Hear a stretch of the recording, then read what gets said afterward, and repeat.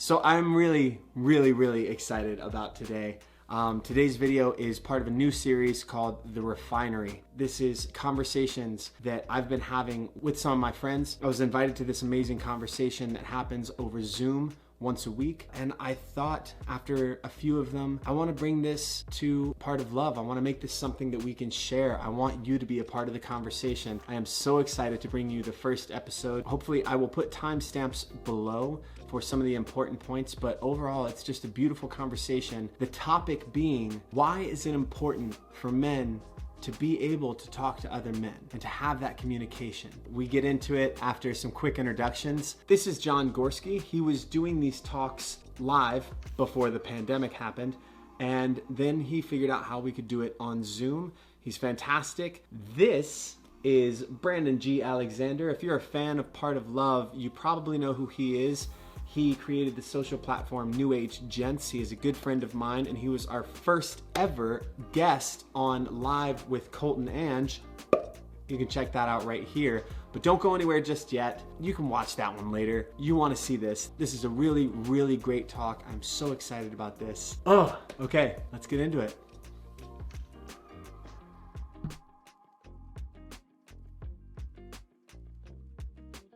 All right, here we go. It's begun. It's happening. Oh yeah. Find the skills that make us the men we want to be. Right? Mm-hmm. Come on. I'm super into that. I'm putting you guys on. Of course, there's a bicep in the camera. We're going to keep that. I apologize. I apologize. Guys, this is all about refining your biceps. Is what this whole thing's about. This is about fitness. This is not about being a better man. It's about having a hot body. Well, so that being a better man and taking care of his body. Well, then there you go. Look at that, guys. We're off to a great start. It's going well. We're so refined. Yes. Well, that's why we're here. We're trying to learn to be more refined. We're going to redefine refining. That's what we're going to do. We're going to redefine refining. That's what we're going to do. That's what's happening. All right. Who wants to do intros? You guys want to introduce yourself? I mean, Jon, this is your baby. You started. This is your baby, Jon. All right. We already told people who you are, but tell them yourself. My name is Jon Gorski, and I am a event producer as well as just anything creative. I love adapting, collaborating with people, and just finding ways to impact the world in a positive way. Love it. Brandon? I am Brandon G. Alexander. I'm the founder of NewAgeGents. I'm an actor and an active fan of the Colt Prattes fan club. Should have seen that coming. I've got a pin with his face on it. I cherish close to my heart. Thank you. Good. I'm a little upset you're not wearing it, but that's fine. That's fine. Well, next time. Started selling those.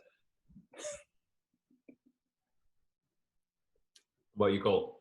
All right. Well, you guys hopefully know me. If not, you definitely know my wife, Angelina. We have the channel Part of Love here that you're watching this on. I'm so stoked because this week I'm talking to these two amazing men that I have been able to talk to for the last couple of weeks and really gotten to explore some really great ideas in this talk series that, Jon, you came up with. And so tell everybody a little bit about this, like how this came about and what your intentions are with this.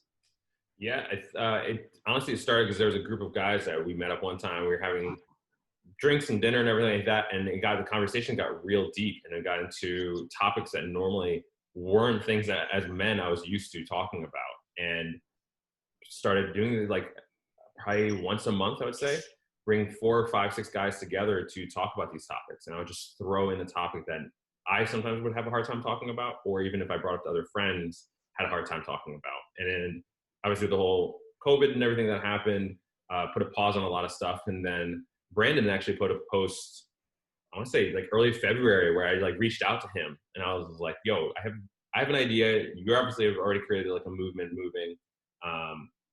We should talk and collaborate and see if we can pull one of these calls. And we just hopped on a call and then just started growing. And then you got on the call, and it's just every week it's been amazing. The conversations we've had, the topics that we've been able to discuss. And I think we've come to realize as we've talked recently, is these are topics that I think a lot of men want either be part of the conversation, or if they're not comfortable yet being a part of the conversation, want to at least hear about it, because these topics are things that I think men, it's just even listening to what other guys are going through, it makes us, for a lot of things that we personally go through, it makes us not feel like we're alone. We're the only one going through it. 100%. I love that. That was one of the things that I loved so much about the conversation. One of the best parts of being invited by Brandon. I love this kind of concept of, I don't know whether it's intentional or not, but this invite only. Like, I've got a couple of people on a list that I'm like, okay, cool. At some point we need to get you guys in here. Mm-hmm. Like, it's so great. But I know that Brandon and I had, you know, some great conversations already. And I was so excited to anything that Brandon usually recommends as far as this kind of vibe. I'm like, great. He hasn't steered me wrong yet. And these conversations have been awesome. I'm so excited to get into this week's topic. And yeah, also, this is mine. There it is. It's crazy. Well, you've seen her butt this whole time. Just comes up and puts her butt in my face. She's like, yeah, whatever. You're on TV. Whatever, Dad. And Brandon, do you want to chime in any ideas of like your thoughts as this has been growing? You know, it's funny because I think the initial like introduction of what this is going to take us straight into the topic of today. Yeah. Right. You know, because what's great about how the talks have been happening and the conversations and why guys are so excited about them is because it's something that I think all men yearn for, right? They yearn for community, they yearn for connection, and to find it in a group where you really don't know what the fuck you're gonna get. You don't know what the other guy's gonna say. You don't know what you're gonna say. But by the time the calls are done, it was like, oh, that was magic. That was magic. Not because you have no clue what's gonna happen, but by the time each call is done, it's exactly how it was supposed to be. And we all feel more connected. We all feel more whole. We all leave with something, right? We leave with something to think about later. And that's what I think is the best thing about being in community and men having that space to kind of just connect. I mean, if that's the truth in so many ways, not the least of which is that every time we get off any call, any live, anything, I'm always on the phone with you like 3 to 4 minutes after.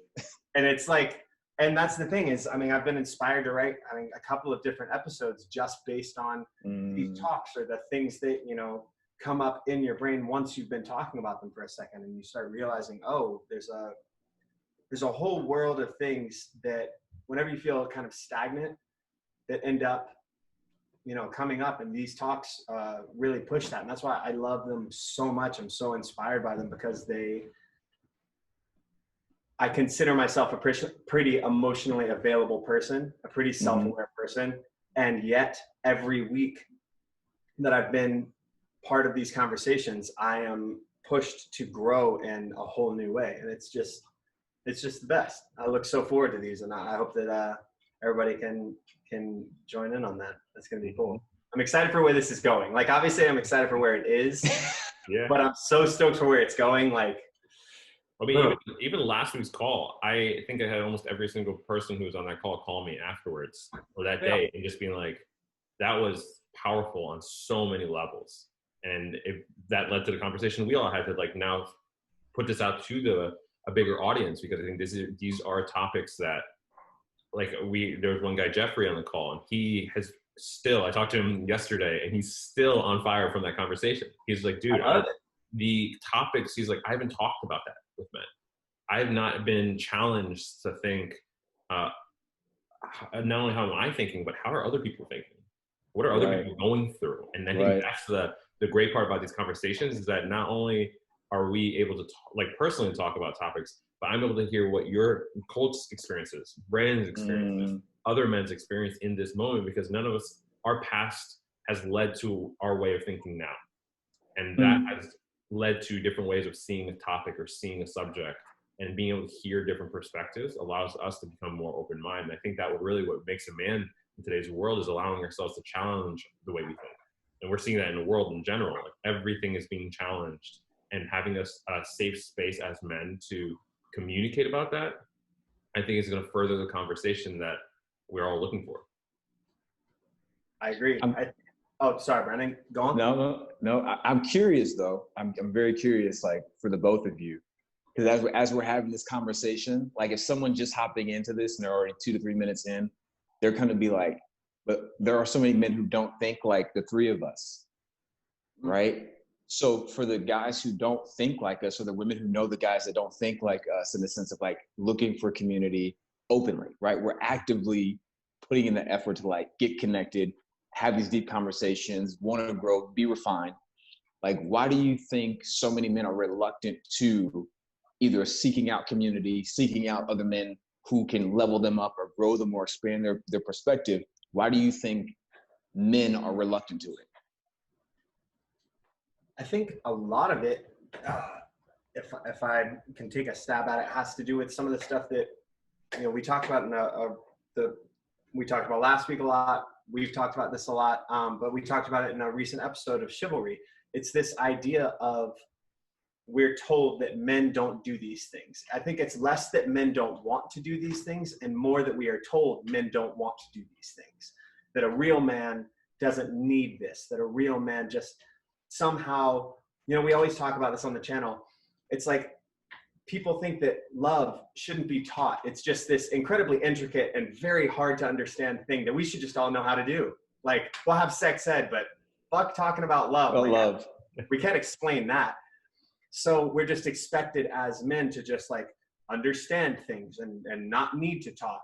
And I think that there's certain archetypes that are kind of placed in front of us, whether it's the stoic military man who holds all of his emotions in, or these kind of concepts that are placed in front of us. But the truth is that military man went through hell, has cried for and with his brothers, has fought for and with his brothers, has been more of an open book than most men ever will be, and has then resolved to keep what he wants on the surface, but accepts that those other things come out. And I think that acknowledging that we have to force ourselves to do these things, to go through things that break us down and that let us be vulnerable. And that was one of the reasons I wanted us to talk on the channel as opposed to just to each other.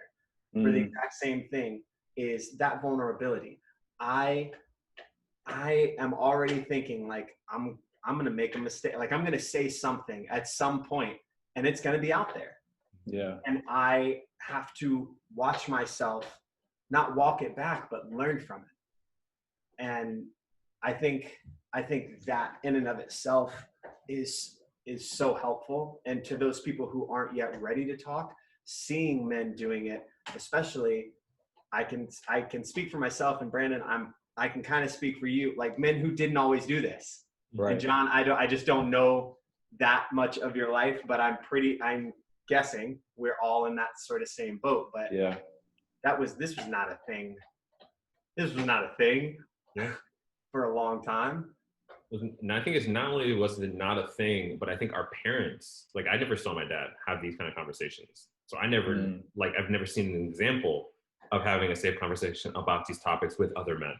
And so I think that's, as I was getting older, like emotional intelligence, I remember the first time being introduced to emotional intelligence and having that conversation and like, oh, that sounds fascinating. Like, I would love to talk about that. And I think it's what I've seen. It's funny because when I used to do these in person, I would bring up a topic and it'd be like, as a man, how do we deal with crying? Who wants to go first? And like every guy's like looking around the room. No one wants to be chosen first. But by the time even the second person goes, every other man wants to speak. Now it's been given permission that is like, oh, I can actually share and not be judged, or I won't be made fun of, or I won't be criticized because permission. I won. Yeah, it's permission, and I think it's permission by seeing someone else do it. It's not having to physically say, hey, you're not permitted to speak about your emotions. It's by seeing someone else get comfortable enough to share those topics that I think a lot of men are like, yo, I want to be part of that conversation. And even Brandon posted up, I think it's the second one or the first one that was Colt, Brandon, myself, you posted up a photo and had all of us tagged in. I had like 3 or 4 guys message me like, yo, what is this about? Like, what is this? What are you doing here? And it's curiosity. I think there's a lot of guys who do want to be part of this conversation, but like you said, haven't seen it, haven't been around it. so they don't even know how to start it. And I think by seeing these conversations is going to spark, create like a ripple effect of other conversations beginning. Good. That's the goal. I think the biggest draw for like Red Table Talk is because we're so used to women talking, right? And we all love Jada, of course. We love Willow. We love Gammy. But there was nothing that was like out of the norm to see them put together something where 3 women are sitting down having a conversation around a table. There was nothing that was like, oh, this is a new concept. Yeah. But to then put 3 men around a table or to do a Zoom or whatever the case may be and have people kind of listen in on that conversation, I think that this is going to be something that offers perspective and insight for the women who've never seen it, don't know it exists, for the men who've never seen it, don't know it exists. And going back to what Jon said, or even Colt, being the guys who never did this at one point, fuck it, 10 years ago, forget it. 10 years ago, not happening. This isn't even, not even remotely close. I was so closed off, tight, protected. Like I had to like keep, and it was everything was so in. And then at a certain point, I got cracked open. And now it's been a wrap ever since. You can't shut me the hell up. I want to talk about everything. I want to talk about sky, and I want to talk about love, and I want to talk about finances. I want to talk about politics. I want to talk about justice. I want to talk about everything, because I find that in the exchange of information and experience, we grow. Well, ladies and gentlemen, this has been a great talk. Thanks for being here. Okay, well, I mean, just to build off what you just said right there, all those topics that you want to talk about, it's exactly where the Refinery came from. Yeah. It's just like it's the ability to refine the skills that make us the men we want to be. There's no specific definition of what it means to be a man. We're not trying to sit here and like, you need to check off all these boxes and then you can call yourself a man. This is creating like an outlet and a space for guys to be like, hey, you know what? I never grew up with an example of what finance looked like. I have no idea about finance. I would love to learn about finance. Or I never learned how properly taking a woman on a date. Like I never had anyone teach me that. Or even personal health. Like I never learned what it is to take care of my body and my even the emotional and mental health. Like these are topics that like by creating these conversations, who knows, this could lead to someone else being like, hey, you know what, let's get together. Let's actually go and learn about this topic. Let's refine this skill. And it begins with conversation. Well, I mean, guys, there it is. This was great. 6 minutes, we're done. 6 minutes, we're done. Well, here's what's interesting though. So my younger brother, we hopped on a phone call the other day, and I think this is going to lend to this, in particular, lend to this conversation and what we're talking about, and what we're looking to kind of have come across is no one had ever brought up the topic of what is love to him, and no one had brought up the topic of when was the first time you saw love. And I'm thinking to myself, this is my brother. So how have I never had this conversation with him? And why is everything he's saying so foreign to me? Everything he was saying, I was like, yo, that's wild. Like we have 2 completely different expectations and experiences when it comes to love. And so as we were talking, not only as his big brother, but as a friend, I got to see something very beautiful happen.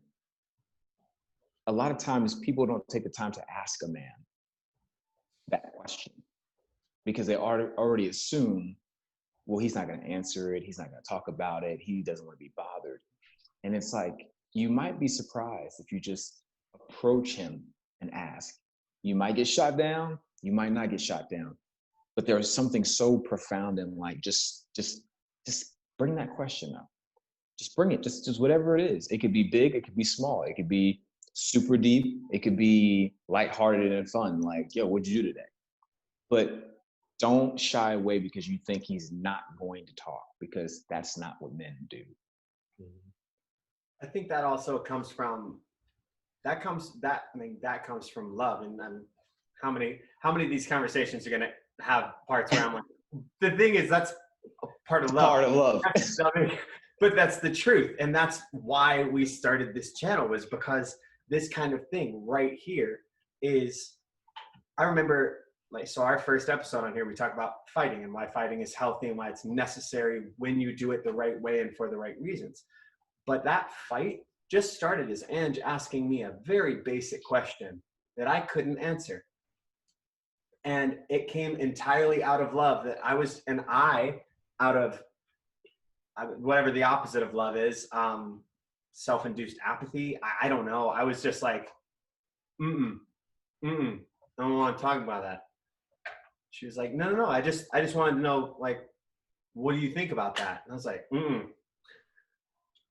nope. But she asked that question that nobody else had ever asked me. And it's funny because we talked recently about the fact that I had told her before, you are the only person I had ever talked to about that. After that night, I told her, and I've told her 100 times since. It's been 10 years since then. It's been over 10 years. And we were sitting here the other night, and I said it was just crazy because I'd never talked to him. And she was like, but I mean, like, kinda, right? And I was like, no, like, and I had to convince her, like, I genuinely never talked about that. And it's such an important thing, what you just said. It's asking those questions. And I think that's the beautiful thing, John, about what you created here, and Brandon, what you ended up growing. And it's this moment of going, hey, everybody, male, female, cis, trans, whatever, here's the questions. You can listen to them. You can be a part of this. Here's the questions. We're asking them. You can be a part of this. You can join this conversation. You don't have to. You can just watch and get permission. You can know that it's okay because you're watching us do it. We're willing to make, not in some, self-serving way, but we're willing to make that sacrifice because somebody, in my case, my wife, made that sacrifice for me. Brandon, I know there's people in your life. They made that sacrifice for you. John, there's people in your life. And so I just love that. That's what I love about these talks so much. And that's why it's so necessary. Cheers. I don't know if John's gonna chime in, but literally I got fired up because this is probably gonna be a little whatever, but I thought about part of love, right? We talk about all these parts of love, but really what we're saying is all of these things belong to this idea of love, right? And then to be a part of a men's group or to be a part of something is all about belonging. And I think that's why these talks are so important for men to have this sense of belonging, to have this sense of you're a part of, to have this sense of like you are seen, you're heard, you're valued. I think women have been so good in the feminine space being like, I see you, I'm proud of you, curves and all, wrinkles and all, birth scars and stretches, search marks and all that. You're beautiful. One breast, you're beautiful. Short hair, no hair, lesbian, whatever. Women are just so really good at being like, you belong to the collective of like women. And guys would be like, hey man, he ain't got no biceps. He can't even go to the gym with your boy. He can't even come with us to the gym. And it's like, where is the exclusivity at its core? Yeah. Where is the come into this fold, brother? Come into this tribe, come into this pack, come run with us. Not physically, but like come run with us emotionally, spiritually, mentally, come run with us. And it doesn't also have to be like, I use this term woozy woo. It doesn't have to be like woozy woo. Like we don't have to like burn sage and like go wrestle in the sand somewhere. Like we don't have to do that. If you guys want to do that, that'd be cool. But just if you wanted to, right? Or even like we all like whiskey, right? But that doesn't have to be the thing. It's not like, well, we're just gonna do this thing because we're gonna go out for a minute and we're gonna have whiskey. I just think it's a preference that we all share a similarity. Sip on a Negroni. So I say all that to say, belonging as a human being, we all desire love, but a part of love is belonging. I could not agree with that more. So sorry, Missy, but I just went crazy. Yes, that is the most beautiful and poignant thing. And that right there, John, is what you were talking about before. When those like beautiful word bombs just kind of come flowing out every once in a while. And that's like the first one in this conversation. Yep. A part of love is belonging. I mean, it is, but that's the cool thing about all of this. in general. We look at whether it's relationships, you belong to somebody who sees you, whether it's friendships, you belong to a group that sees you. I'm not big on groups in general. I don't really adhere to absolutes. Not always, because that would be an absolute. But I do my best not to live in absolutes. I did that for a long time and it was super unhealthy. But what I do love is that feeling of that. That's what family is built off of. It's that, okay, well, I've always got something to belong to. That obviously comes with a million other things, but knowing that there's that possibility, again, going back to permission, that's something so special. And that inherently is love. It's knowing that what you're doing allows somebody else to belong. It doesn't mean they belong to you or that you belong to them, but it allows them to belong. And that is, that's just everything. That's love in a nutshell. That's what we're all searching for, right? Well, and I think also it's just like when you have those people that want the best for you, they're the ones who challenge you and know that when you're getting challenged for your growth. Like these conversations is really like on last week's call, Brandon, there's one person on the call that you called them out and you're like, I want to challenge what you just said. You don't want to talk about that? No, it's great because you were so polite about it. Yeah, it was so well done of being able to disagree with someone and say, hey, I have to challenge that thought you just had. And the person was talking about themselves, but it was like the fact that as men, we can actually challenge each other and it doesn't come off of like, are you about to throw down right now? Or are we, because that's what I think for a lot of guys is if there's a disagreement, we're going to end up in a fight. And like how you were saying earlier, we can get in a fight or just debate in a healthy way.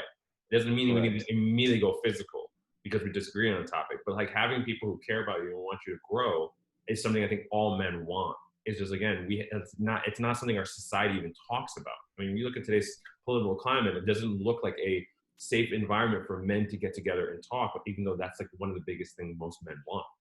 And it's like these discussions, and it's great that there's men who are passionate, but it's the idea of be passionate about what you want to share, but don't do it in a way everyone has to believe what you're saying, or you have to convince people. It's like, no, I want to share, this is my thought on something, but even if one of you guys disagree, the idea of challenging, hey, I actually disagree with it, and this is why I disagree with it.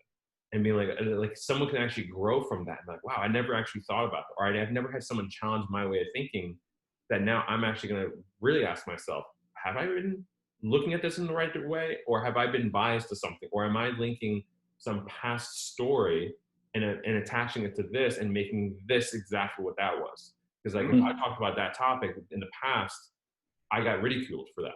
So I'm never going to talk about that topic again because I don't want to be ridiculed.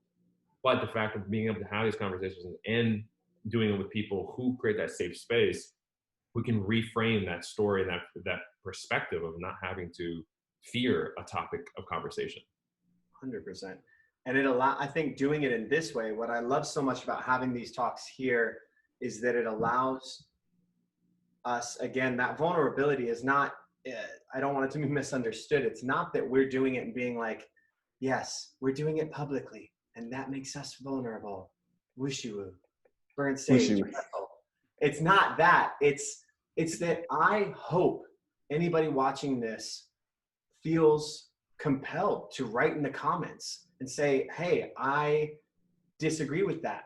I thought this, what do you think about this? And to do it respectfully, but I want this to be a larger conversation. I want for those, I've had some great conversations with people, obviously, in light of everything that's going on in the world right now, like in general.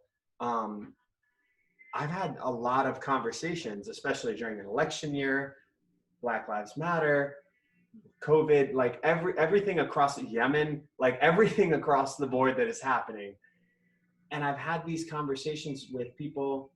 I mean, I'm from Georgia, Brandon, Texas. I can only assume you had some conversations. 1000%.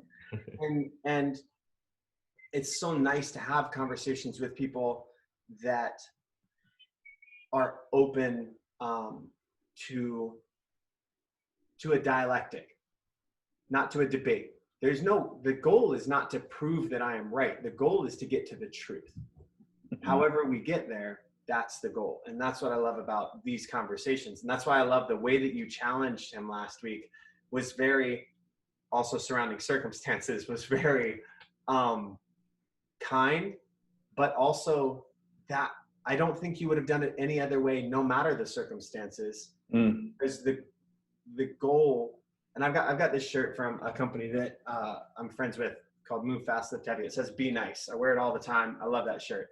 The thing is, and I love this company, I can't stand that shirt for one reason. It says "Be Nice." I'm not for being nice. I'm for being kind. Nice to me, a little bullshit. Kind is love. Kind is, you were kind. You weren't nice. Nice would have been, I don't want to make them uncomfortable. You were kind. And you said, hey, I need to challenge you on that. And I'm going to do it in a loving way because it's from love. Right. To be nice would have been to be like, no, you know what? I don't want to upset him. I don't want to seem like the bad guy. Right. And that's not the goal here. The goal here is to figure things out. And I appreciate that. I appreciate that kindness. Passivity, right? I'm curious. This has been brewing in me, right? One of the things too, I think when people get insight into these conversations, or any conversation for that matter, if we're being real, raw, and honest, the biggest shift I've had in myself with my platform is being more authentic, as overused as that word is, being more authentic with my audience and my experience in my life currently, right? I can promote and I can push out an idea of like the gentleman and all that shit, but like what people are really connecting to now is my raw experience of where I'm at in life. I don't have a fucking PhD in love, like, or psychology, or I'm not a therapist. I'm just I'm someone who is willing to lead the journey, and anybody who wants to come alongside me as I'm walking it out, you're more than welcome to come. And we're going to find some way to the river, right? We're going to find some way to water. We're going to find some way to land. So I'm curious for the two of you, and I'll go first. We have this conversation as these open, vulnerable men, but what area, when it comes to communication and vulnerability, do you struggle in personal, right? For me, what I've been finding is, it's been a rough one, buddy. This idea of letting someone show up for me the way I show up for people causes me to like clam up, like real fast. And that same guy that's like, oh, really? How do you feel about that? And then you were 5 when that happened. And then okay. And like this whole thing about their life story. But then when it comes back to me and someone wants to do that for me, I find myself then, especially when it's someone I care deeply about and I love, for some reason I'll start to find myself being like, why am I getting protected? Why am I getting guarded? That's something I'm currently working on, because that's love too. It's like, you can't just be the one being the listener. Part of that relationship is like you also giving those raw parts of you of like, I was bullied when I was 5. This happened. I was cheated on here. I struggle with this. I have an insecurity there. Or letting them get deep, like let them dig. I can shovel all day, but the second you put your shit into my soil, I freak out. So that's something I'm currently working on. Mm-hmm. I love that. I could say, I think one of the, and it's just what we're doing right now, it's the fear of being seen. It's very good. I don't know if you guys ever done the matrix. It's the promoter, supporter, analyzer, controller. Mm-mm. So there's like a little test that you can do, and it's like, I think like 20 questions. And it basically will put you, like, it'll show you what category you stand out with the most. And I tend to fall into the supporter promoter. So I'm very good at supporting other people. I will help everyone, and I have a hard time helping myself. I'm even better at promoting the hell out of other people. But when it comes to me, it's like, ooh, I get a little quiet. I'm like, I don't know if I like to be behind the camera. And it's been interesting because like even when Colt originally called and it was like, well, let's record this. I remember getting off the phone with Colt, and then eventually we got it between the 3 of us. And in my head, I'm like, oh shit, all right, it's time to be seen. Like this is the fear that I've had for so long, because so much. And I mean, I've done event production, I've done past film production, but it's always been behind the camera. I'm never in front of the spotlight. And it's the idea of pushing out of that comfort zone. I mean, even now, as we're talking and as we're watching, I realize it's like both your screens are bright. You guys have great lighting on each other. You're bright background, bright shirts, and I'm in a dark shirt, light darker, the whole thing. So I was like laughing to myself. And like, even in this moment where I'm allowing myself to be seen, I still found my subconsciously allowed myself to be the least, in a sense, the most like seen, in a sense. Wow. And so even just challenging that and allowing to get out of the comfort zone and just pushing out of it. And it's great to do it in this kind of environment, and I'm excited for it. But it is difficult. It is difficult to even talk about it, even bring it up. And back, because like as you were talking, Brandon, in my head, I'm like, this is what I'm gonna answer this question. I'm like, it's okay if my computer wanted to lose power right now, or if my camera decided to die right before my turn, I'm okay with that. But I'm glad that it didn't happen. I'm glad I'm bringing it up. I just died a second ago. Don't worry about it. I just got to replace the battery in my camera. Well, I'll say this, a couple of things. One, don't worry, we'll fix it in post. We're going to light stuff up. You're going to be in a white shirt. It's going to have stripes. It's going to be beautiful. It's going to be amazing, John. You're not going to believe it. Oh, man. I will follow that with so I think I'm very fortunate in that with regards to the channel, because I also edit everything on here, I'm watching what works and what doesn't work constantly. And when I say what works and what doesn't work, I don't mean in like an affected way. I mean, what is effective communication? I watch myself and I go, fucking hours and hours and hours. I'm watching myself and Angelina, and I'm going, when you say this and you think it's coming across this way and you are adding this intonation because you think it makes it sound like this, it sounds fucking fake. It sounds like a lie. You know what I mean? Even if I meant it in my heart of hearts, sometimes it doesn't transfer. And so I've been very fortunate, I feel like, with regards to this one call. And I know, Brandon, you've done a ton of stuff. And I mean, in the last literally few years on camera, yeah, it's exploded this whole thing for you. That said, I'll say one thing that I'm really bad at. I wrote about it today, and I was kind of talking to you guys, was blame. I'm still not great. What I would say is in those slumps, when you find yourself not being your best self, and you're just like, fuck it, I don't want to be my best self anymore. Like, whatever. But I don't even care. I don't give a shit today.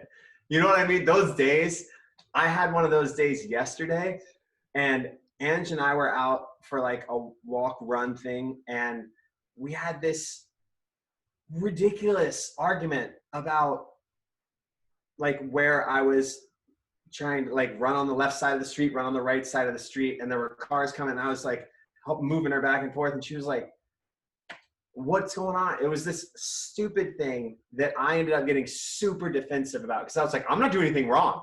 I'm trying to protect you, okay? I'm doing this to help you. You know what? And then I ended it with, I'm so not proud of this, but I ended it with, I mean, everything was like, I had made my point, and she was like, you're right, I'm sorry. And I went, you want to run in the middle of the road? Fuck it, whatever, do you. And I was like, it came out, and I was like, fuck. And she just got quiet. And I knew, I was like, why did you say that? And then she, a few minutes later, after like the next like round, brought it up and was like, hey, you didn't have to add that snark. And I was like, whatever, I don't even, so what? And I was like holding on so tight till I was like, nah, I didn't do nothing wrong. And then it took me till the end of the run, and we ended up talking, and I was like, I just want to say, I'm not apologizing for moving you because it was the safer thing to do, but maybe I didn't need to be so snarky. Like, I lost myself, and I was such a jackass. And that is my hardest thing. And that's why I wrote about it today, was that it overwhelmed me in such a way that I remember I I was so upset, and I spent so much time in my head being like, no, I'm not going to apologize. I'm not going to apologize. And even thinking like, why do you even care this much? I was like, it's not the point. It's not the point. I don't, whatever. And so that is my biggest thing. That is the thing that I'm putting out here, not just because it happens to be in the forefront of my brain, you know, as I'm simultaneously reading Extreme Ownership by Jocko Willink. Like, come on, my brain is just overwhelmed with like, just take responsibility. That's the voice in your head. That's Jocko Willink in black and white, just like coming forward and being like, so you don't think you owe responsibility to yourself? You think somebody else is going to do it? Well, guess what? And I'm just like, I'm like, I'm a dancer, dude. I'm just an actor. Like, I need to just listen. But yeah, so I need to learn to work on accepting my own blame, accepting blame for the things that I do wrong. But the flip side of that is that I worked for a long time on not accepting blame that wasn't my responsibility. Not accepting blame for things that weren't my fault, that I think now I'm just like, fuck all blame. There is no blame for me. And that's not true. That's just ego. So still working on that ego. I think that's my lacking trait of the day. Good old ego. Wow. Yeah. Well, I think honestly, let's leave it. I think we toss it to the audience. Whoever's listening, whoever is watching online, you know, what's something you want to work on when it comes to communication? What is something you're struggling with? And that's what these conversations are about, right? Because we can say the pretty philosophical things, and we can say the quotables, we can do, you know, we can be very articulate, right? But what really matters at the end of the day is like, we're here to grow. We're here to refine. So if we are refining each other, what is that thing that you need to sharpen? What is that thing you need to work on? Okay, you've got 6 swords over there, but they're sharp as shit. This one dull one is the one that's going to make the difference between you winning a battle and you winning the war, right? That's the difference. And I think you got to pay attention. I have to pay attention to that shit for me. Next time I do it, I'm going to lean in a little bit. I'm going to lean in and I'm going to open up a little bit more. I may not be fully open and a rushing river of water of vulnerability, but I may just share a little bit more. And then next time, a little bit more. Then next time, a little bit more. Next time, Colt, maybe not tell your wife to run in the middle of the road. I'm just saying. Yeah, it might be a smarter idea. It might be. Just, you know, so she doesn't punch me in the face. Yeah, You know? I think that almost was cause for being punched in the face. Have the right to. She could have. And I would have been like, Ange, I see why. Yeah, Understood. Understood. She could have hit me, and as it was coming, I would have been like, I deserve this.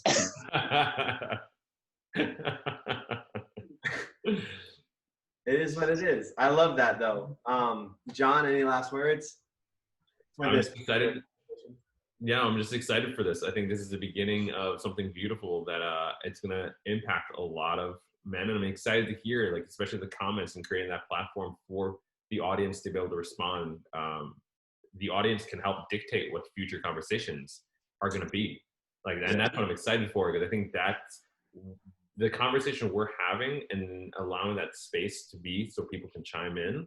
And the topics that I think we're going to see are going to surprise us, because I think there's going to be a lot of topics that are going to be brought up that there's going to be men like, I would love to talk about this, but I have no idea where to even start. Yeah. I mean, if it's us 3 or that growing it by adding those people in, whatever that looks like, it's a first step. And I think it's going to be a ripple effect to many things. I agree. Well, then I will just kind of wrap it up by saying thank you to everybody who watched. I hope you got even half of what I got out of this conversation. As always, I am super jazzed, super excited by this. Feel super vulnerable, and am so excited by that. And as we always do with our videos, I'll end it with this. I don't know everything with regards to these talks. That's why we're having them. But I can definitely say that the refinery is a part of love. So I'm excited.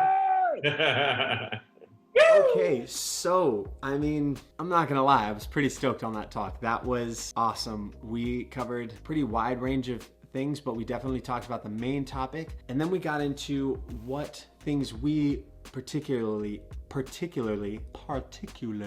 need to work on as individuals. Each of us as human beings, what are the things that we need to work on? I know that Ange is going to appreciate that I need to work on what I need to work on. Thanks for being here. Thanks for watching this video. We are so stoked for everybody who comes to the channel, who visits, who watches. If you dig the content, please like and subscribe right here. Hit the little subscribe button, tap the bell icon if you want, so you never miss another part of love. No matter what, we're really stoked that you were here. Thank you for watching, and yeah, see you next time.